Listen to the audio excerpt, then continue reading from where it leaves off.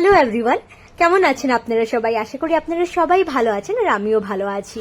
চলুন আজকে আপনাদের সবাইকে আরও একবার হরিদ্বারের পাবন মাটির থেকে ঘুরিয়ে নিয়ে আসি। কিছুদিন আগে তো হরিদ্বার গেছিলাম, সেই ব্লগগুলো আপনাদের সাথে শেয়ার করেছি। আর আজকে আপনাদের আমি হরিদ্বারের ভারত মাতা মন্দির থেকে ঘুরিয়ে নিয়ে আসবো। গঙ্গার ঠান্ডা হাওয়া, আরতি, তারপর কাচে বানানো তৈরি মন্দির যার নাম শীষমহল আপনাদের আমি ঘুরিয়ে দেখিয়েছি। রামের মূর্তি শীষমহলে জানেন তো, বিশেষত এটাই ছিল যে প্রত্যেকটা মূর্তির 108টা প্রতিছবি দেখা যায়, খুবই সুন্দর। তবে আজকে পুরো ভারতে একমাত্র মন্দির ভারত মাতার মন্দির, সেটাই আপনাদের সাথে এমনি হরিদ্বার বলা হয় না। এই জায়গায় গেলে বোঝা যায় যে হিন্দু জায়গা, সত্যি খুব ভালো লাগে। প্রত্যেক 1 মিনিট পর পর হয়তো কোনো মন্দির নালে কোনো ধাম নিশ্চয়ই চোখে পড়ে। আর এক সপ্তাহের কমে হরিদ্বার ঘোরা যায় না, কারণ এত মন্দির আমার মনে হয় না 1 সপ্তাহ ঘুরলেও বোধহয় এখানের মন্দিরগুলো গুনে শেষ করা যাবে। যাই হোক, তবু সময় কম যদি থাকে কয়েকটা মানে ঘুরতে যাওয়ার স্পট যেটা মিস করা যায় না, যেমন গঙ্গার আরতি, গঙ্গা ঘাট যেটাকে হরকি পৌড়ি বলে, সেটা তো মিস করাই যায় না। আমার মতে এটা সবচেয়ে সুন্দর জায়গা, মানে সারা দিন ওইখানে বসে থাকলেও না মনটা ভরবে না। আর বিকালে 2 চোখ ভরে সন্ধ্যার আরতি, গঙ্গার হাওয়া, উফ, এটা হলো সবচেয়ে মজার জায়গা। তারপর যা শীষমহল আমরা গেছিলাম আপনাদের সাথে আমি শেয়ার করেছি। তারপর আজকে আমি যেটা আপনাদের দেখাতে যাচ্ছি এটা হচ্ছে ভারত মাতা মন্দির। এটা একমাত্র ভারত মাতার মন্দির যেটা শুধু বারাণসীতেই আছে।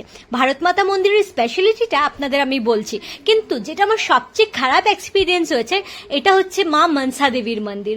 আমি তো রিকমেন্ড করবো যে মা মনসা দেবীর মন্দিরে তো না যাওয়াই ভালো। টাকাও লুটানো হবে, সময়ও নষ্ট হবে, অনেক লম্বা লাইনও দেবেন, কিন্তু ঠাকুরকেও দেখতে পারবেন না। আর এটা নিয়ে আমি কি এক্সপিরিয়েন্স করেছি আপনাদের সাথে পরে শেয়ার করব। আজকে আমি ভারত মাতা মন্দিরটা আপনাদের ঘুরে দেখাই। ভারত মাতা মন্দির স্থাপিত হচ্ছে মহাত্মা গান্ধী কাশী বিদ্যাপীঠ ক্যাম্পাসে বারাণসী, যেটা উত্তরপ্রদেশও বলতে পারেন। আর এটার মধ্যে খাসিয়ত এটাই যে সব মন্দিরের মতন যে ট্র্যাডিশনাল কিছু ঠাকুরের দেবতার ছবি নেই, এখানে একটা খুব বড় করে ভারত মাতার মূর্তি আমরা দেখতে পারি। এবং অনেক ঋষি মুনি বা যারা ইন্ডিয়াতে অনেক কি বলবো, যেমন গুরু নানক হলো, যারা কিছু রোলস রাখে, তাদের মূর্তিগুলো কার্ভ করা আছে। অনেক মূর্তি এখানে মার্বেল পাথর দিয়ে বানানো আছে, এটাই এখানের বিশেষতা। যে অনেক ঋষিমুনি যে ইন্ডিয়াকে অনেক আগে নিয়ে গেছে তাদের সবাইরই, বা যেমন সতী প্রথা আপনারা এখন দেখতে পাচ্ছেন, এরকম অনেক আলাদা আলাদা পুরুষ হোক মহিলা হোক সবাইকেই সম্মান দেওয়া হয়েছে। প্রচন্ড সুন্দর একটা মন্দির, এটা রিকমেন্ডেড। এখানে এন্ট্রি ফিজ অনলি 30 রুপিস, সময় নষ্ট হয় না, একদম আরামসে ঘুরে এনজয় করে চলে আসতে পারো। এটা দেখে তারপর হরকি পৌড়ির গঙ্গার হাওয়া খেয়ে, আরতি শুনে, রাস্তার চটপটা খাওয়া খেয়ে এইখানে কিন্তু একদিনের মতন বারাণসীটা আপনারা ঘুরে নিতে পারেন। আর এখানে এসে যদি আপনারা চটিওয়ালার খাওয়া না খান তাহলে কি খেলেন?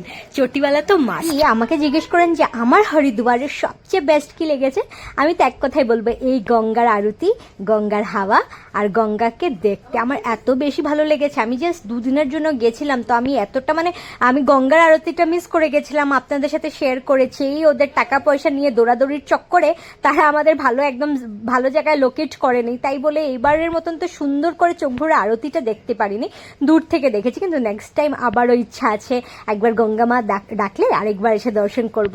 আর এখানের চটপটে খাওয়া, আমি রাস্তার আলু টিক্কি কিন্তু এই প্রথমবার ট্রাই করেছি, আর আমার বেশ ভালো লেগেছে। এখানে আসলে এই রাস্তার চটপটি খাওয়াগুলো মিস করা যাবে না। সো এটা হচ্ছে আমার হরিদ্বারের রেকমেন্ডেশন।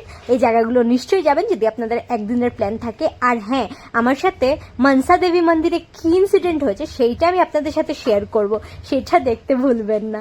সবাই খুব ভালো থাকবেন। আপনাদের এই ব্লগসটা কেমন লেগেছে আমাকে নিশ্চয়ই জানাবেন। উফ, গঙ্গার লোভটা না আমি এখনো সামলাতে পারছি না। যাই হোক, গঙ্গা মার দর্শন তো করেছি, আরতিটাও দূর থেকে দেখেছি। যদি গঙ্গা মা ডাকে আমি আরেকবার নিশ্চয়ই যাব।